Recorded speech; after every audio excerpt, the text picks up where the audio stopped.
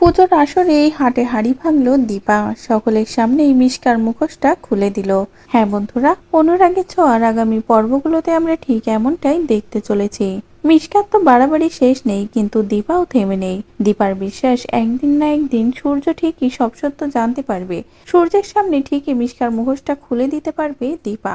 আর আজকে অবশেষে সেই দিনটা চলেই আসলো, যখনই দীপা সকলের সামনে মিষ্কার মুখোশটা খুলে দিল। হ্যাঁ বন্ধুরা, মিষ্কা তো বাড়িতে ছিল মনের আনন্দে যে সে পুজোতে আসবে সুন্দর মতো তৈরি হয়ে, একেবারে নতুন বইয়ের মতো তৈরি হয়ে আসবে। সে সূর্যের পাশে এসে দাঁড়াবে, সূর্যকে নিজের মনের কথা জানাবে, সূর্যের কাছাকাছি আসবে। কিন্তু দীপাও এটা হতে দেবে না বলেই দীপাও প্ল্যান করে মিষ্কার বাড়ির সামনে হাজারো পাত্রের লাইন লাগিয়ে দেয়, যাদের ভিড় কাটিয়ে বের হওয়াটা যেন মিষ্কার পক্ষে খুব কঠিন হয়ে ওঠে। কিন্তু মিষ্কাও তো কম চালাক নয়। মিষ্কা এই হাজারো ভিড়কে ফাঁকি দিয়ে পালিয়ে সেনগুপ্ত বাড়ির দরজায় এসে হাজির হয়, আর মিষ্কার পিছু পিছু চলে আসে সেখানে তবলাও।